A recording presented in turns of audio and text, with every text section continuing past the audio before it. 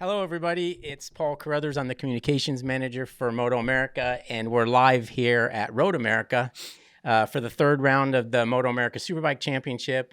I'm joined by my right by MotoAmerica content manager Sean Bice, and to my left, I've got Cameron Beaubier, a 5-time Superbike champion, and we've got a 3-time Superbike champion down there at the end. Four? Oh, damn it. I screwed up already. I'll get you back. Four-time AMA Superbike champion Josh Hayes. The cool thing about this is these guys are now tied for the most AMA wins across all classes, road racing classes, obviously, with 89. One of them is going to get 90 here pretty soon and be the record holder. Josh was the record holder. Cameron's tied him. General consensus is that Cameron may end up getting the 90th before Josh gets a 90th, but we'll have to wait and see because I think it could ping pong its way through the year. Who knows? 89 wins each, and that's 178 total victories between these two gentlemen, which is unheard of. It only took me 30 years and him about 7. Well, he had this little Europe trips and stuff planned where he could go over there and show him what he's got. But yeah, you're right. I mean, it's been. Let me start with this. I think you knew right away that he was going to be good because I think he already was when you got to him. But I remember when you did that NOLA test at the end of 2013. I think it would have been 12. Yeah. Yep. You rode the Superbike, and you came back and I talked to you, and you're like, this kid's really freaking good. Yeah. So we already knew that. Was it something that you just saw it coming, or? Yeah, I saw it coming. I didn't think he'd stick around long enough in America to do this, like retire already or go to Europe or something, you know. But yeah, no, I just came here so I could talk trash about him, basically. But, yeah, I got a good one. So I did another podcast recently, and I was talking about, man, you know, when I got on a Superbike, I was 34 years old when I got on with the Yamaha, and I won like 70-something races from that point on. But at 34 years old, and I'm like, I think Cam's 34. He's all mad at me, texting me, I'm only 32. Yeah, you know? 32. It's a big difference. I'm like, whatever, shut up and retire. Go home and fucking raise your kid. I would always add a year to him too on accident, but and same thing, I would get a text or whatever telling me that he was younger than he was. I think what's the thing that makes it work with you too is I know that Cameron has a ton of respect for you, and I think it works both ways, and I think you've been with him since the beginning of when his whole Superbike run. Yeah, at least the Superbike run. And he was teammates somewhat because the team was pretty close when they were on the super sport side of things, right? So that 2012 year, I think the two of us had a pretty special year, I think. I had an incredible year on Superbike. I won, I think, 16 out of 20, and I think you ran 19 out of 20 super sport races. That was in 13, but 12 I really... Was that the year able you did to your come knee? on in 12? Yeah, at the beginning on the old Zuma. That's right. Yeah, the Zuma. Yeah, the incident. Yeah, the incident. But that was the year in 2012 where I like really kind of started believing in myself. I got my first win at Barber, and then was able to. I won almost half the races the rest of the season, and I really gained a lot of confidence in myself that year working. I remember working with Ollie Hutchinson was my crew chief, and I remember he sat me down one time in the truck, and I'll never forget it. And he was like, "Man, like you can do this. Like you can do this." I came off a few podiums at the beginning of the year after I did my knee, and I don't know, like something clicked that weekend, and it was really good mentally for me. I remember. I think my first look at him was you had come to Daytona on, I think, a Rockwall R6. Won the race. Yeah. And that's his first win. He was in the slow qualifying group, and he used Melissa for a tow. Oh, you know what? That was in so that was 2011. Maybe. That was and I did a deal with Mark Crozier on a Suzuki. Oh, okay. And what? It was, wow. Dude, I remember he told me the horsepower the thing made. But you used Melissa to like... Oh, yeah. For a tow and qualifying. And I remember she was so irritated with me because... she was like pretty fast in that group. She was like the faster one in that group, I think. And she was a rocket on the straight. Yeah. And and then I'd park her in the in the infield, and oh man, yeah. And you good both times. won your first ever pro races at Daytona. Am I right? Yeah, because 750 Super Sport and 750, Super And Sport Super East or Sport, whatever it was yeah, called. yeah. Cameron, Yeah. why were you in Super Sport East if you're from Roseville, California? I mean, I didn't get Yeah, that was just the opportunity I had. I remember Okay. I came back from Europe in 2000 after 2009. You know, the KTM folded, the economy wasn't doing very good. I came back and we were just kind of scraping together something to do, and luckily I got a little help from Red Bull at the time and Top One Oil. That's And right. we basically put like everything they gave us into the Rockwall program, and it was JD and I. Yeah. And so JD really set that up because he rode for them the year before. And it was cool. You know, I was back with JD and just trying to figure out how to ride a 600. My dad went and bought a stock 600 at home, did a couple track days before the race, and went racing. But yeah, it was a pretty crazy year for So sure. it's weird. You were in Super Sport East. You won at Daytona, but I think the other race you won that year was Sonoma, Yes. which was So for a I guy- did both. Okay. I did. So that Okay. bike that we're telling you I bought, we got some help at home to get, some good parts put together. Good. It was a decent bike. It was a good competitive super sport bikes. They were pretty stock, and I did some of the West Coast races and then some of the East Coast races. And I think JD ended up winning the championship. He did. Yeah. Yeah, 2010. I think Super Sport 2010. East. So who Yep. else was in Supersport? Was it like It was Josh Day? And It was maybe like Joey Pascarella, Yeah. That's who you beat when you won Daytona. Huntley Did Nash. was Remember Richie in that? Escalante did Supersport for quite a few No. years. on I think it West was Coast. after It that. was after. Okay. Yeah. Yeah, but there was it was pretty stock. James Rispoli. Yep. Oh, okay. Yep. Yep. Yeah. There was some good names in there. Yeah. But yeah, I was just trying to figure out what we were gonna do coming home from Europe the first time, and luckily I had some help getting some privateer years going, and then in 2011, same thing.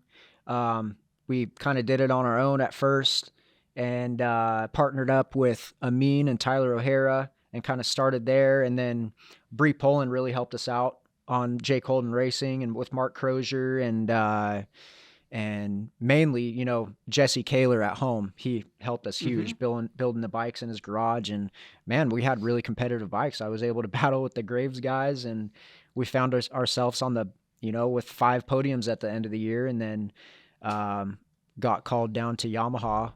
And I remember sitting at the big table. Everyone knows the big table in Cyprus. Yes. At Cyprus Yamaha with Chuck Graves and Keith McCarty, and I just remember going to the bathroom because I was just sweating and I was so nervous. Who called you first? Was it Keith or Chuck? It was Chuck. Chuck called Yeah. you. And Okay. then Jesse Kaler at the time, he was working for Yamaha, and he already had a relationship with both those guys. Yep. And so he took me down there, and luckily he did, because it was nice just to have a mutual friend. But it was crazy. And then Is that when you realized that you were like good at this, or did it take a good year of doing it with Yamaha? to be honest, like it took me, like I told you before, like it took me getting into the team and, getting some races under my belt, and then just winning, winning against those guys. Because when I got on the Graves bike, it was obviously really good, but I was expecting it to be, a lot better from what I was on, but it wasn't like night and day better. It was better, but it wasn't like night and day different from what I was on the previous year, the bikes that Jesse built. And then, like once I started figuring some stuff out, and after I got that first win and Ollie talking to me, it's like really kind of clicked for me. Yeah. Yeah, Josh, so I want to ask you, when you first learned or knew that Cameron was coming on the team on a 600, you were in Superbike then, but did anybody how did you catch wind of it? Did you hear anything? Do you remember it at all? Honestly, I don't. Okay. I was so caught up in my own little world. I had Right, my I own things going on, understand. you know? Right, So right. I mean, I remember him being a part of the team. I remember talking to him some, and then we talked around his injury with his knee, Yep. and some doctor stuff and insurance and just some of the things that were like the learning process. Keith had talked to me a little bit about it too, I think. And so, I mean, we all knew his name. We had seen him ride and do really well. So we known he had been in Europe riding 125s after the Rookies Cup. So we knew he was fast, you know. It's just like, how's it going to play out and develop, you know? And it's pretty funny. I remember particularly at that test at New Orleans that you talked about on that Monday after the race weekend. The year was over, and Cameron was still doing a lot of 600 work at that test day, if I remember correctly. You were still out riding, or maybe it was the test beforehand that we did after the Barber race. We went there and tested prior to. You're talking NOLA? NOLA, yeah. So that was in 2012. Yeah. So yeah. I remember. And so I still had another year on my 600 in 2013. Oh, that's right. And so I was riding. But that was the first time I remember I did some laps behind you on the Superbike, and you were on your Super Sport bike doing laps. And we had both run the table on the weekend, if I remember right. But Martine beat me that week. I think I won one race, and then Martine won the other one. But we had a good weekend, and I was on track going through my testing stuff, and I caught up to you, and I got to ride real close to you, and we had all talked about how easy it looked for him. Yeah. In which he loves hearing. Yeah. How relaxed and easy it looks for him out there on the racetrack. Yeah, that's bullshit. And but I was behind him, and we were going through a fast section at NOLA, and I saw the shoulders, and I saw it happen. I went, oh, he's human. Oh, you know what I mean? wow. I saw him tense up and get himself. He could probably hear, you know, those Graves bikes. We had some really short pipes that were super loud that year, and I know he knew I was right there up his behind through that section. I was like, oh, I got to see it. Now I know what to look for whenever he's getting in there and really digging in, you know. And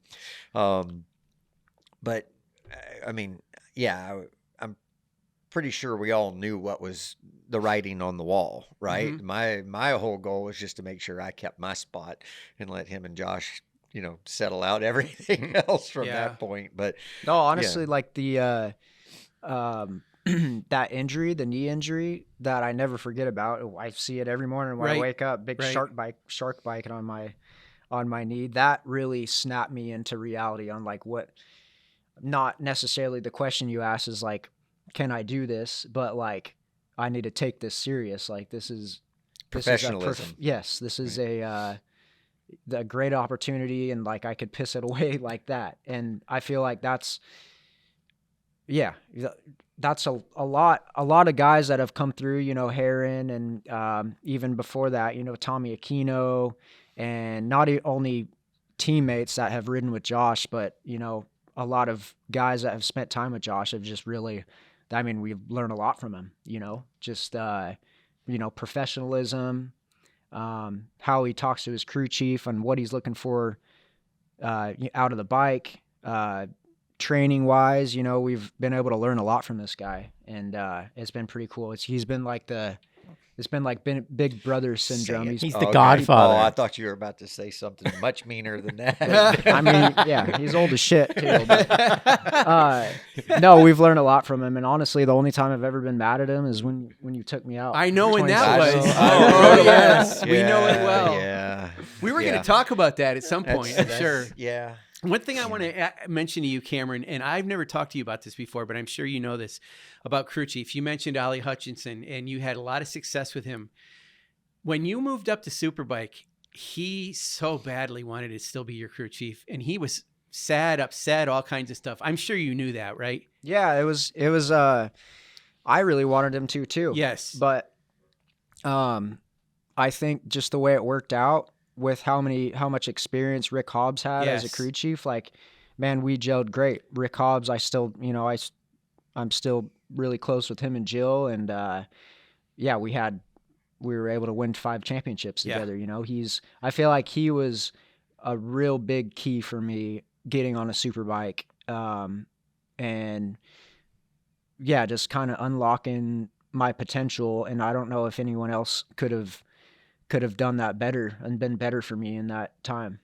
Yeah, I mean, it absolutely worked out. At the time, I remember, thinking, wow. And, Keith, whether it was Keith McCarty's decision, I'm sure it was, I was like, later on, I even remember going, wait, the guy really does know what he's doing, because that really did click for you and Rick and what you did in your career. And really, Josh, for you and Jim as well. The teams were really pretty incredible then.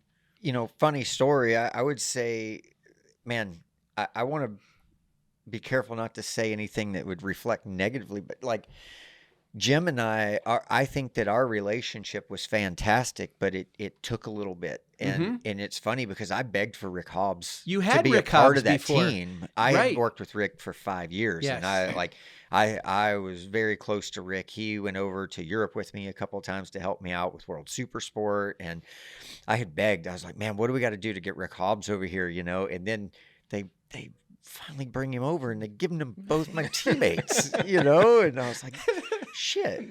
but by that point I had become pretty established also with Jim, and I don't think I early on understood and recognized the strengths of Jim Roach. It took a little bit of time for me to go, oh, okay, this was the right guy for me at the right time. All right. And it really worked out well. But yeah, I'm a huge believer in Rick. And I knew his calm demeanor. I knew he would be good for any of those young teammates. I mean, he was the guy who started at Honda with Nicky. You know what I mean? That's right. Nicky started with Rick Hobbs, and so and Curtis, and so many of the stars of our sport had been through and worked with Rick. And Rick was just such a calm and confidence inspiring person. He's methodical and worked through things slowly, but was maybe he didn't specialize in any one particular thing, but he was a jack of all trades on all things about the motorcycle. And yeah, he was fantastic and an asset to the team, whether he was on my side of the truck or not. He was a huge asset to the team. This is probably a question that I don't even know if you could answer it, but you've each won 89 races. Is there one of them that stands out that you could say that was my greatest race ever? You starting with me or him? We'll go with you first. I think one of the ones that stands out for me would be Formula Extreme final at Mid-Ohio, 2006. We had raced at Ohio twice that year. I was on the Arian Honda. We were up against what would become my Yamaha Superbike team in 2009. And this was their introduction. They went Formula Extreme racing with basically a Superbike 600 before they stepped into Superbike the very next year.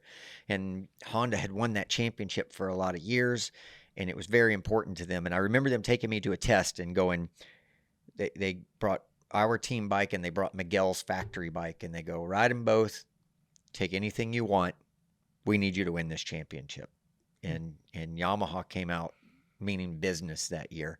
And it came down to me and Eric at the very final race. We had raced there the month before, and Eric had beat me there.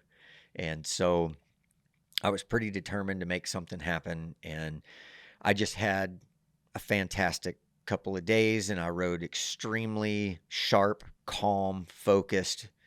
And I think for me, it was a huge turning point. And when I'm coaching or stuff like that, and we talk about different things like talent and this and that, I would think one of the things I was fortunate about in my success in racing isn't even really on the racetrack, but when my back was against the wall in those positions,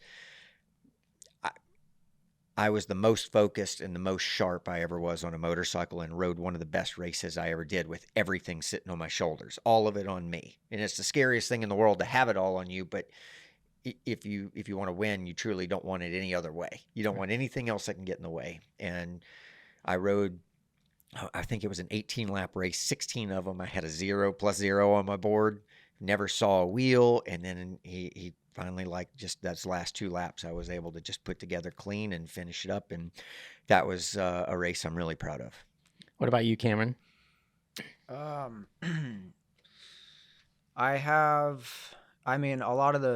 We've had some great battles. Tony and I have had some incredible battles. Even here, I think it was 2016 when I kind of saw red after he ran me off the track in turn 1. That was a pretty special one. A crazy one, I'll say. But I watched a race a couple years ago. from me in 2012 with Tommy Hayden and Martin Cardenas.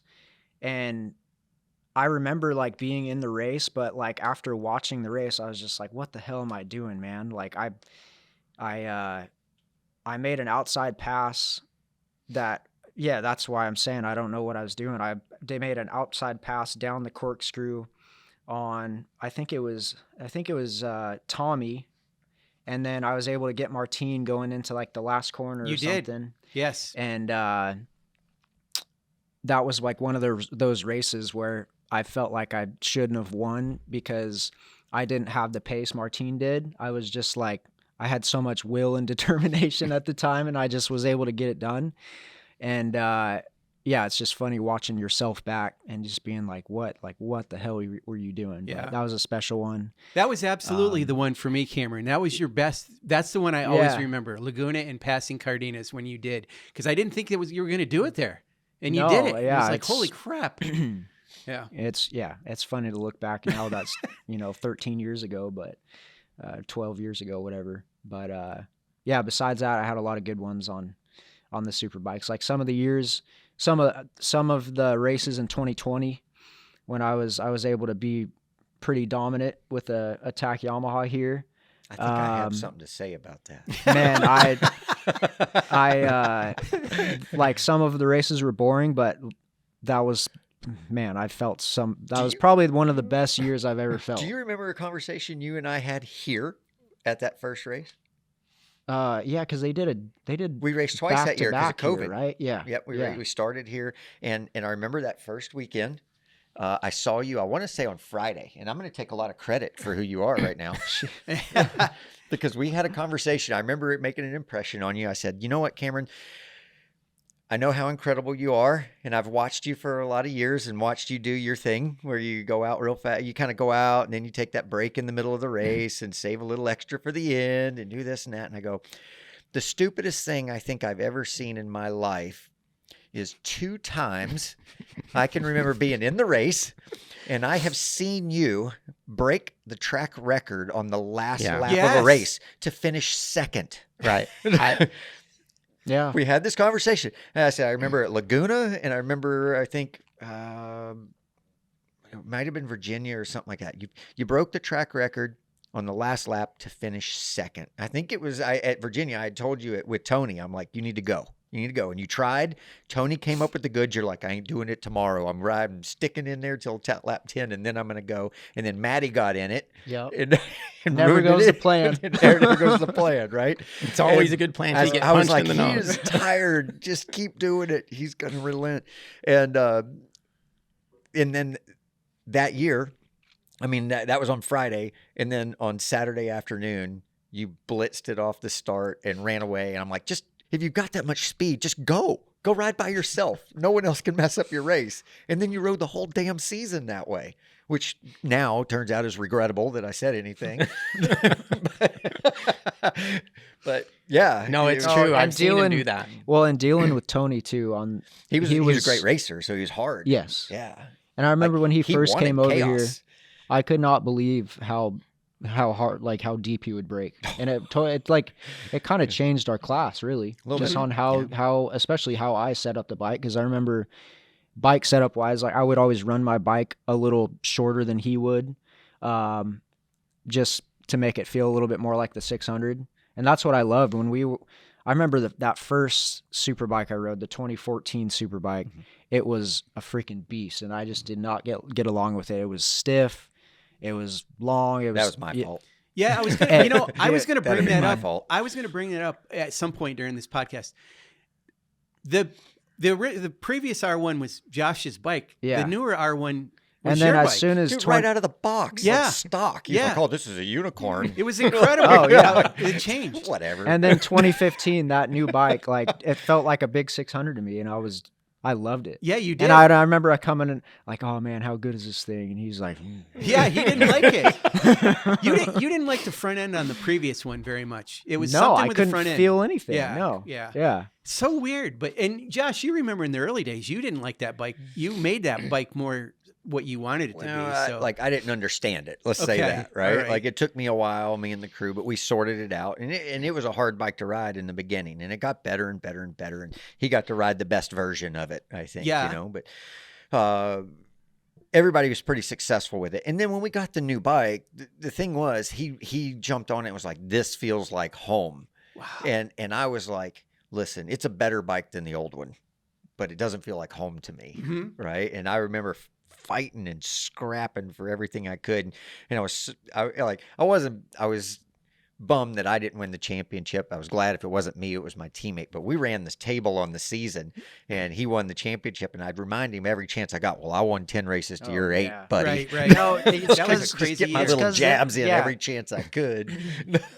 and a few of those races were like they were those like half wet, half dried Josh special races. I'll and take what oh, I can dude, get, you know.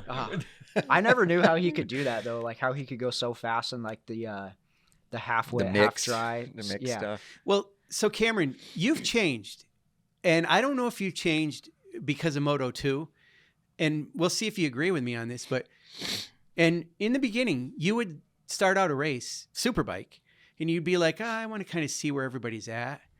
Now you just go balls to the wall right from the beginning, and that's different for you. Do you see that? I think some of it's like confidence. Okay. And before, to be honest, like I didn't like going off the front and pushing right away. And I don't know if it was like a what do you call it, like a superstitious thing or what, but a couple times when I did do that, I went and threw myself on the ground. Oh yeah. And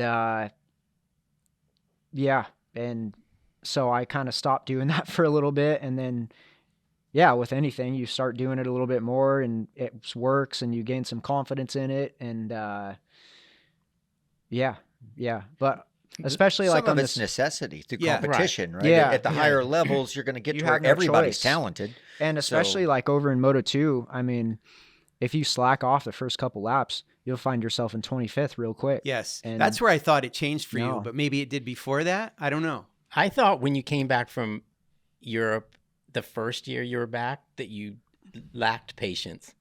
Like before, I thought you had maybe too much. I And think you part waited of too it, long, and then this time it was like you got yourself into trouble by just hammering right away. I think part of it was because Jake was so fast those first few laps, and I knew I had to go with him. Mhm. Yeah, but I will say that year in 2020, it gave me so much confidence as a rider getting on that attack Yamaha, because, you know, the previous years, the factory Yamaha, it was a really good bike, but the level of Richard's bike, just like the electronics alone, was so incredible when I first got on that thing. I couldn't believe it. And man, we went to every track and went, you know, almost a second faster, and it was easier to ride. It was everything. And it's not taking away from anything that like the Yamaha crew did. It was just just that next chapter of I know he was piggybacking off of what the World Superbike team was doing in Europe with electronics and all that, and the thing was just amazing. And that was 16 win year. yes, yeah. And that kind of started everything, like confidence to go to Europe, and yeah, even though I got my teeth kicked in a little bit, I learned a lot, and you know, still put up some decent stuff, and now I'm back here. I mean, I think about last year. I've mentioned this a bunch of times. I've told Josh Herron this. I've even told Sean Dillon Kelly. When you guys were all on the podium at COTA last year, you, Sean, and Josh, you're all Moto 2 riders. I mean, it was kind of interesting that you guys all had that experience. And I wondered if that really, you know, whether, regardless of what you consider to be success about doing it, you got something out of that, a lot out of it, actually. And so did those two riders as well. You agree with that? Well, there has to be something about just the depth. Yep. You know, that creates so much competition, right? Like you get thrown into the depth where there are 25 guys that can do the lap time, where here we've got 4 or 5 guys that have the lap time in them, right? And everyone can do it every day of the week.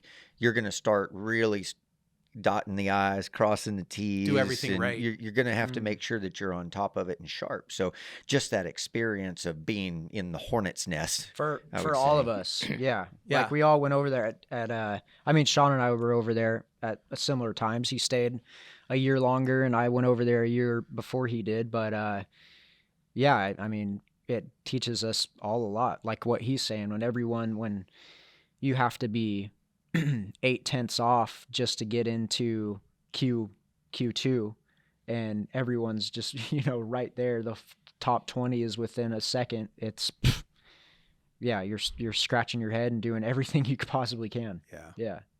Yeah, where if that happened here, you'd be third. Yes. Right? Yeah. Like it's just the depth. There's the numbers are just there. So I'm going to ask you about the same question. How long are we doing this for? Let's start with you because it should be less, but I'm not sure it will be. Cold Hey, dead fingers. Cold dead when fingers. you sign up to get your license on MotoAmerica, I get it for free now. Did you have to do like Next the year. physical part Next year. Okay. Next year, I He have has to get to a do the special eye test. I got to get a special waiver next year. I mean, honestly, I can't believe I'm still here doing it now. Right? I never would have guessed this. At the end of 2017, I didn't know what the future held or if I would be riding a motorcycle professionally ever again. So I got to dabble in 19. I didn't touch a bike in 20. 21, 21 I didn't touch a motorcycle. 22, I got to do 2 races. I got to do the season in 23. I did nothing last year. Like, why am I still here? Why am I still competitive? I don't really have many of the answers to that. How long will I keep going? I don't know. I never had a plan for it, right? I kept telling Cameron I'm doing it as long as he does because I was trying to keep this from happening. But this is just the nature of things, right? Like this is how it happens. And I think if I could choose anyone in the paddock, this would probably be the guy that I'd be most okay with pulling it off, like our time as teammates, at least in my mind, it was really good. I enjoyed being teammates with him, and even our little misunderstanding we were talking about there, where he got really mad at me, deservedly. Yeah,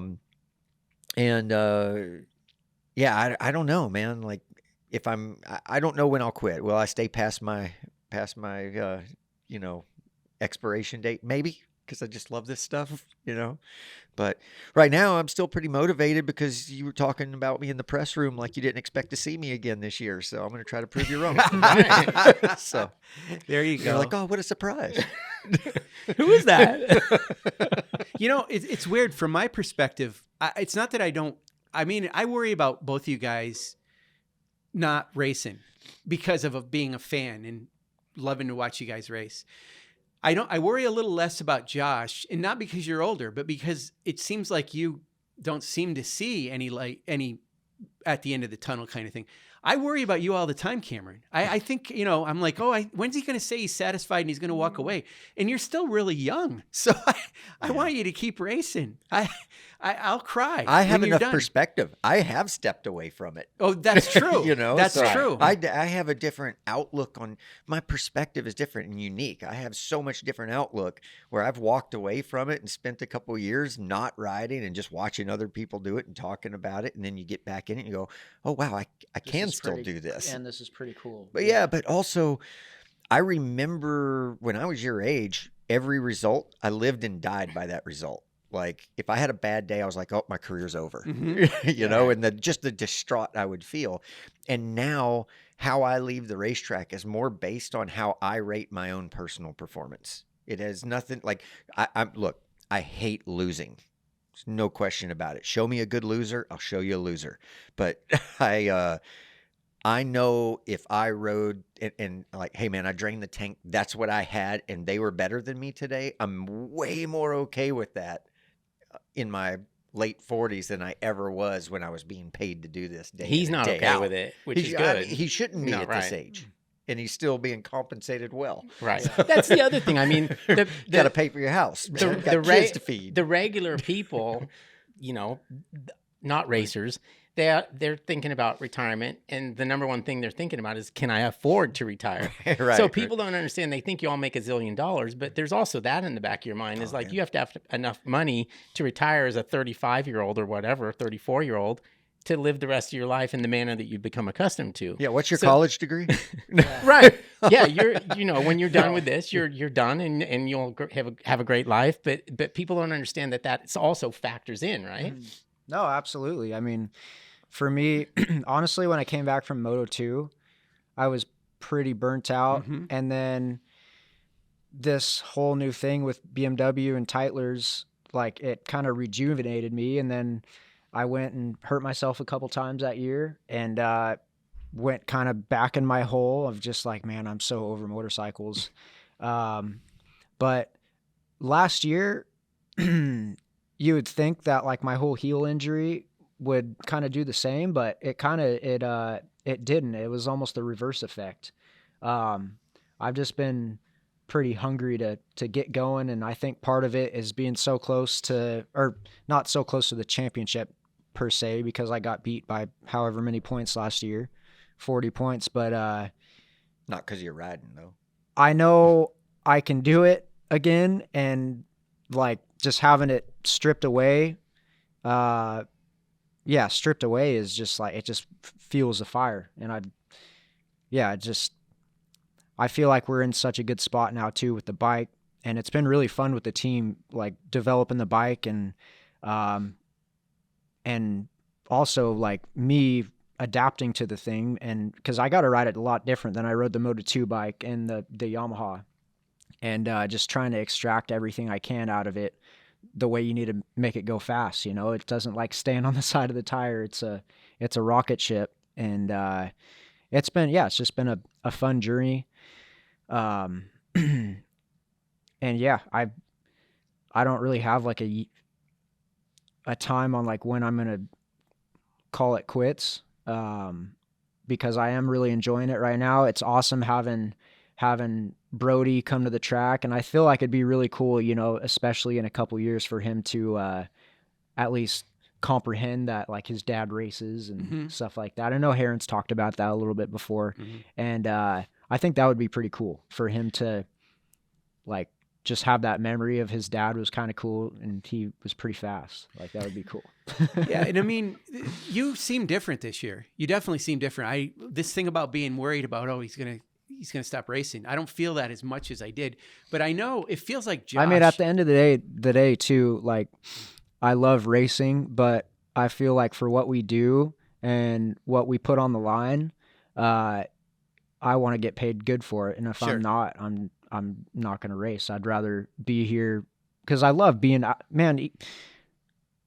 love being at the track and not even racing. I know Josh hates it, but That's not true. Yeah. That's Well, not true. you've told me that before, but I love just being at the track. It's hard to watch your peers, right? Yeah.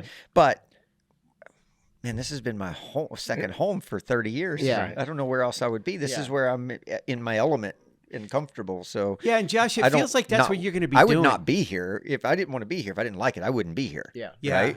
So. It feels like you're going to be in the paddock for a long time. I'm wondering about you, Cameron. Will you, after you stop racing, if you like paddock life and being around and Brody and everything, will you be still involved in our sport? Well, that's what I'm saying. Okay. Like if I'm not racing, not on a bike, I feel like it would be cool to do something working towards getting a good result, like whether that's with a team or something, I think that's cool. I don't know if that necessarily means like a rider coach or just being a part of a team would be cool, working towards that goal, like, cause when I was in Europe racing in Moto2, I went to Laguna, those 2 years in a row, and man, I had such a good time. And like, maybe it was because I had my fix, I was racing, but I was at the track and I didn't have to go through the stress of, going out for qualifying and lining up for the race and all the stuff that you don't like during the race weekend. I was able to just, kick back and enjoy it with my friends, and it was really cool. So I'm definitely hungry right now to race, but I don't think I'll be a guy that races, forever. At this point in your career, and I'm going to say it that way, do you like being the only rider on your team?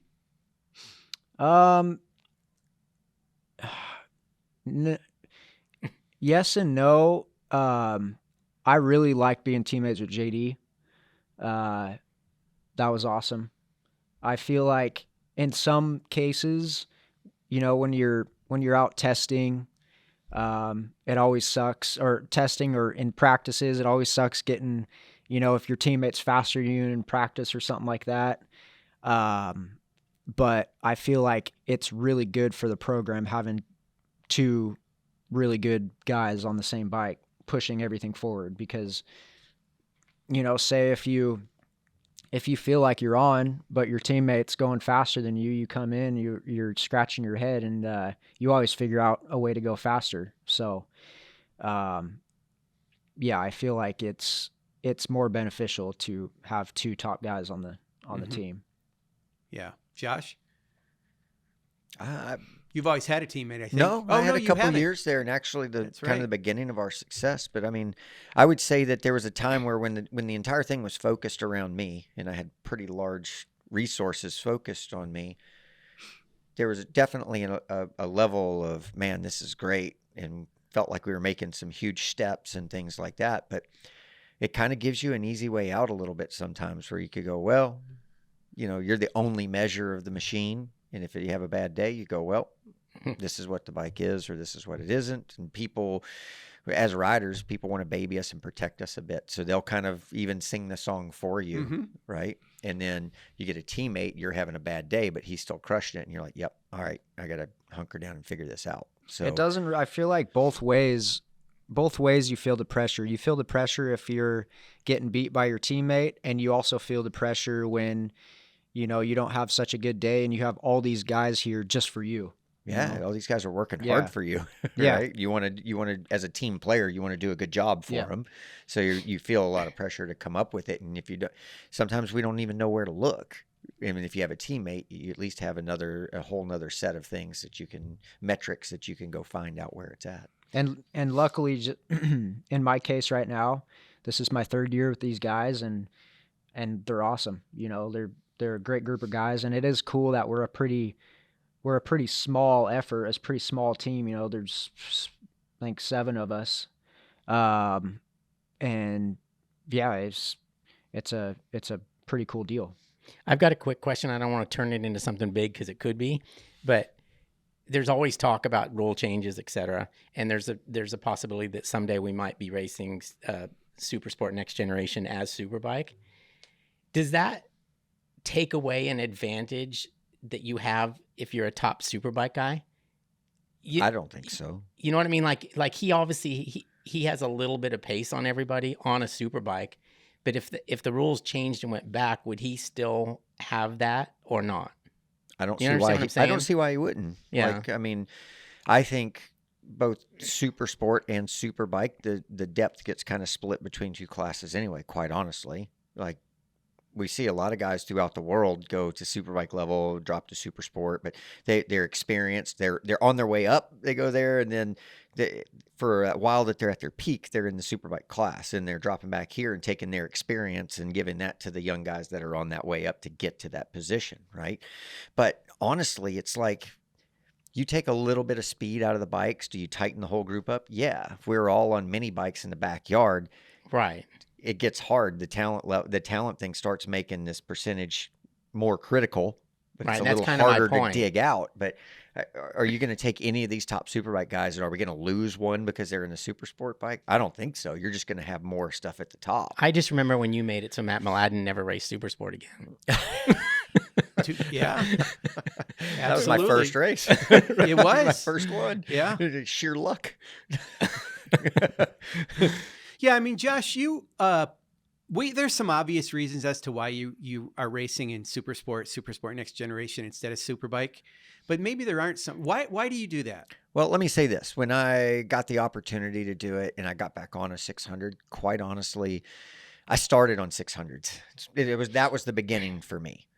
And I feel like the 250 4-stroke motocross bike and the 600cc motorcycle are two bikes that you can take from an absolute beginner and ride them from that level to pro level really, really well. They cover a little bit of everything. They'll spin the tire. They have good suspension, good electronics, good chassis. They have it all.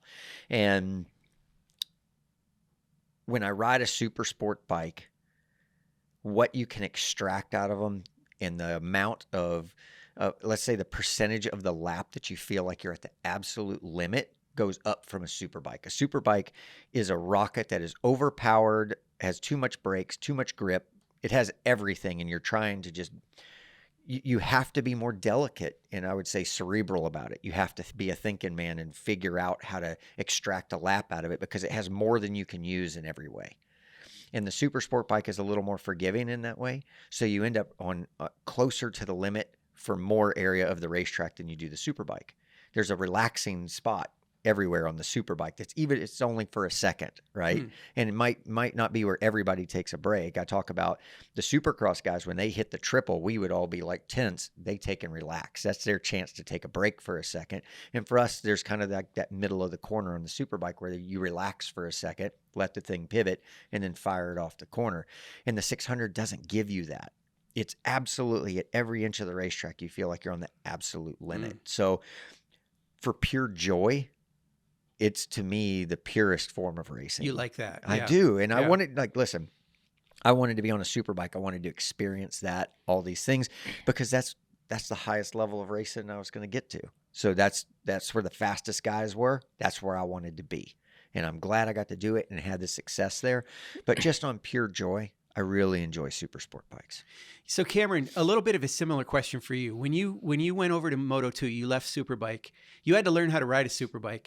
Did you have to unlearn some habits you developed in Superbike to race in Moto2? And then when you came back over, did you instantly remember what you were doing in Superbike, or did you have to relearn again how to race a Superbike? I'd say I had to relearn both. I mean, there's still some good things that I took away from Superbike racing and Moto2 that really helped me. I felt like I was able to. It was almost like a reverse thing. I remember Josh, Tommy, Hayden, Raj, Tony, like all the guys that I raced against here. They were always so good on the brake, like better than me on the brakes. But I was able to get them, in the corners and the exits a little bit, and it flip-flopped on me when going over there. Like all of a sudden, like I was out braking everybody, but they were killing me in the middle of the corner and the exits. And I think it's just kind of a like an age thing. Like you're just trying to figure out. You're constantly at new tracks, trying to figure out or trying to keep up with the guy in front of you out of pit lane. And the easiest thing to do is just go as hard as you can on the brakes and make it up your time there. But you wear yourself out really quick like that. And I really had to get away from that, just try to make up the time in the corner and on the exit and not on the brake. And especially like my body style too, my riding style over there. Like I really started hanging off the bike a little bit more, using my body more, because those chassis, they're a lot lower than they are here. They're a lot stiffer. They turn, but they turn different. You have to make the things turn. It's not like a production bike, where I've heard him talk about it a little bit when he got to ride the GP bike, how they turn compared to a super bike. They turn, but they just do it in a lot different way. Complete different motorcycles. And then coming back here, kind of same thing. Like I had to relearn how to ride a super bike again. But I was also able to take some of the strengths that I had, that I developed in the Moto2 class and bring them here. So it's good all the way around then. Yeah, I would say it's just experience, right? Yeah, it's just exactly. two more years of experience doing something completely different. But, I'm able to kind of put it in my back pocket. Just keep adding tools to the toolbox. That's really right? cool. Yeah. It's good. I think we're good. I think we are. I mean, we didn't really get into recently. Do you think they're going to ask, like, what were y'all talking about where Cameron was mad at Josh? Oh, yeah, No. Oh, the Road Atlanta. Can we talk? I mean, I don't know. Can we talk about that for a second?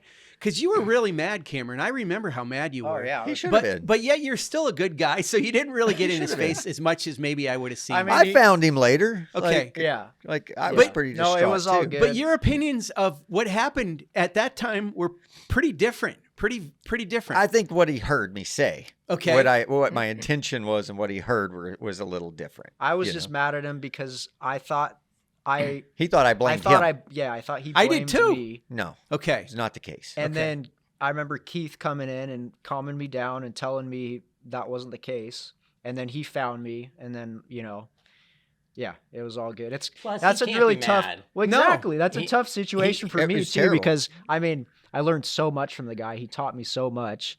Even he would help me even when I'm sure he didn't want to. We're battling each other for a championship, and I think I tried to help you pick your bike up. Yeah. I was You did. guilty. Like I felt so guilty. So Josh, Like, just so they know, kind of give us a little.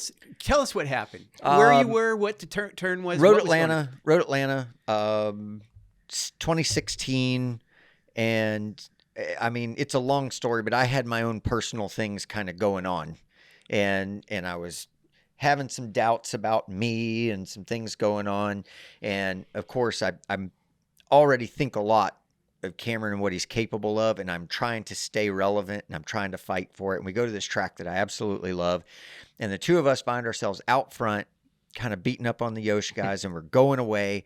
And Cameron had a tendency to kind of go hard in the beginning, and then he would settle things down, but he's really smart about how he does it, kind of covers his bases in the right spots, but would bring the pace down. And then save some for the end to go fast again. And we got into the middle of this race, and we're thinking about how we're going to play everything out. And it was after halfway, and he had been leading, and I had actually picked up something from what he was doing in turn 10 A and B, and he had done the exact same thing for 13 laps in a row. And this one lap, where he was holding the throttle steady in this one he's section. about to blame me again. Well, we're going to see where it goes because I think it's going to be interesting. It was getting difficult to do probably the exact same way, and he wanted to tighten up his exit a little bit. And so he just waited a little longer than he had the laps before to pick up the throttle. Does that make it his fault? No.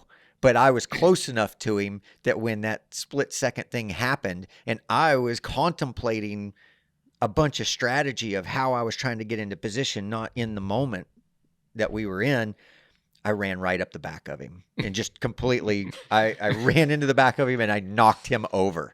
And we're in the gravel trap, and I go, and I'm just like, you did something different. I wasn't ready for it. And what he heard was, oh, I did this, and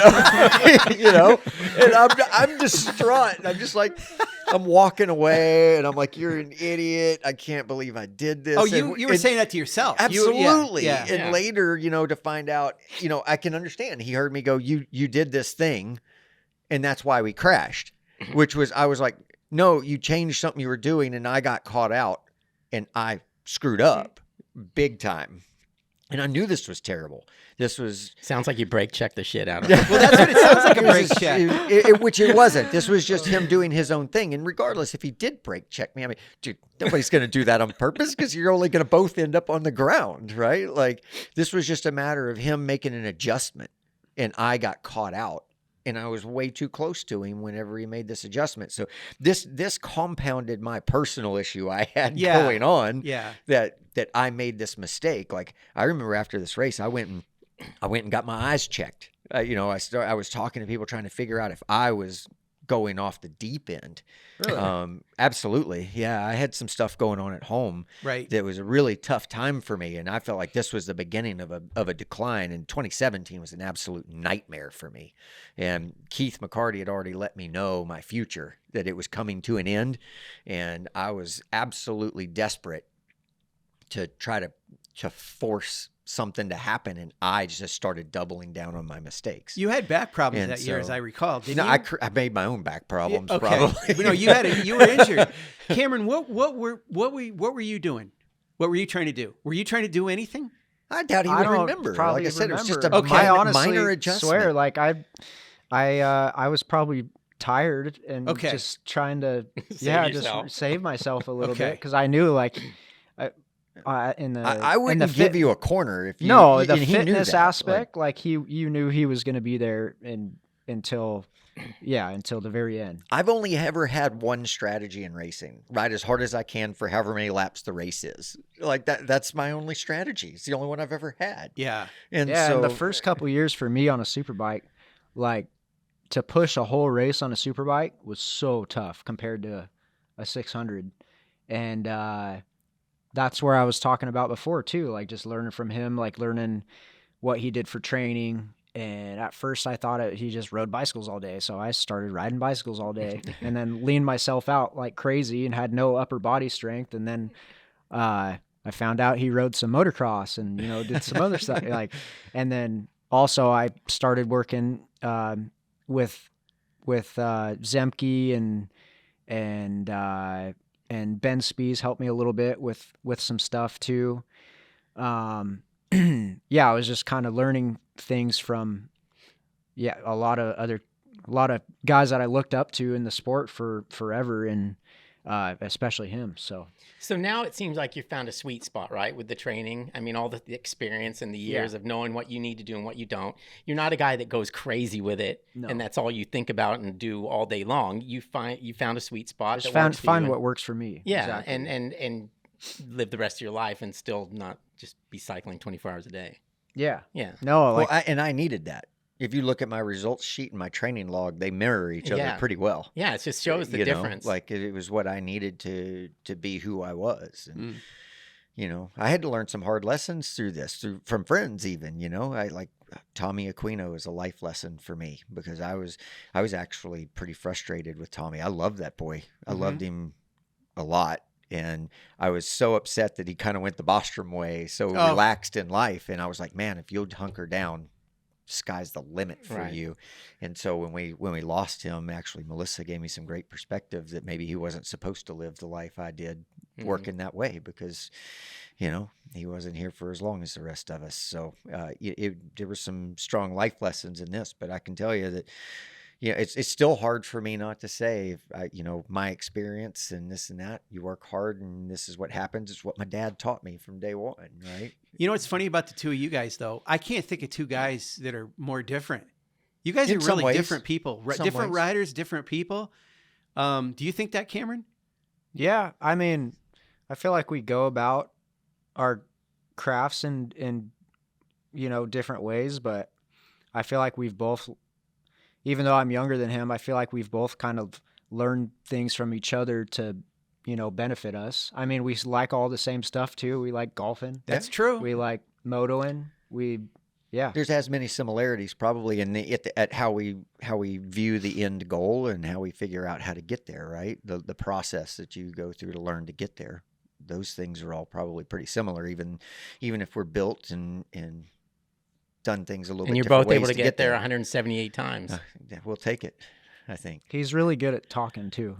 Well, there is that. not. There is that. Yeah, and that's a different approach too. So, yeah, I mean, it's interesting. You guys are tied at the top, and you're dissimilar in several ways, but it's similar in a lot of other ways. I don't think this is going to last long.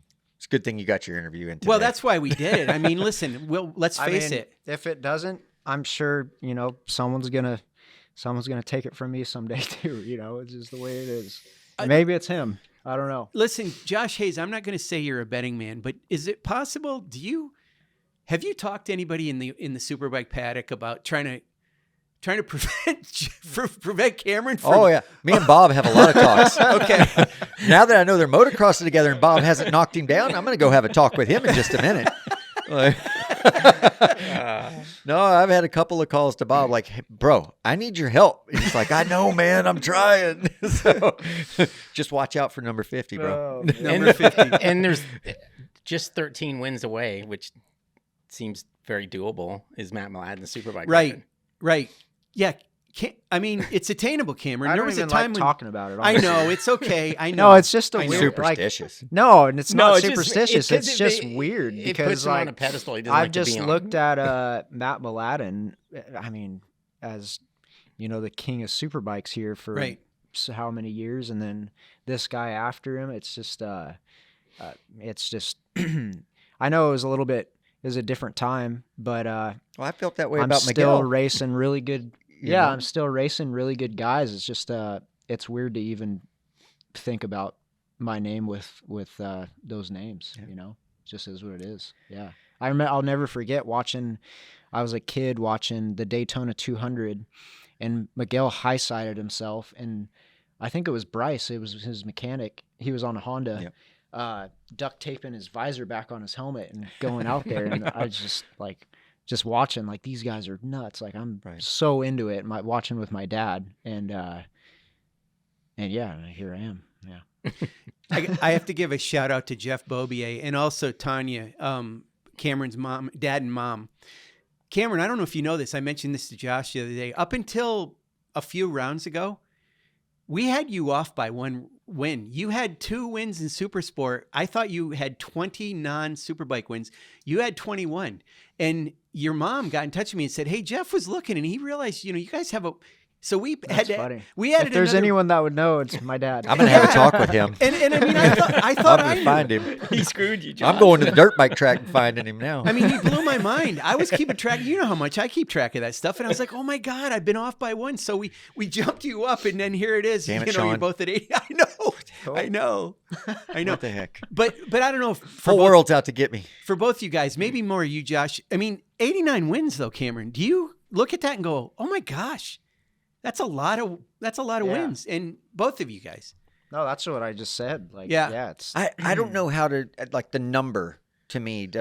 I can't, like, you know what upsets place me? the number, We but don't it's have like the names. champagne anymore. Right. I used to. That was like the best thing after think a here race. they like do, though, spraying right? champagne. Like, Sure. I think they do here. It was wine at every year. Sonoma. I remember that. Yeah. Yeah. Yeah. You used to have a. You got crazy- But to, I think like we would rub your still- leathers a little bit we with would some. still. We would still like spray the champagne though. I'm pretty sure. Yeah. And then they would give us like a wine bottle. Oh yeah. Yeah. Yeah. No, I miss spraying champagne. I like that. We should bring it back It makes for that good alone. photos too. Were you allowed to do that when you first got? You were underage. In the I was beginning. 21. I don't know. Sparkling grape juice. That's right. All right, we good? Yeah, I think we're good. I mean, I almost hate to end it because you're right. This is a moment in time where we can do this, and it's not going to probably come around again. So, Well, text me if you have any more questions. but thank you both, you guys, for being on. Cameron's with like, thank God we're done. No, it was good. it's good. Thanks. Thanks.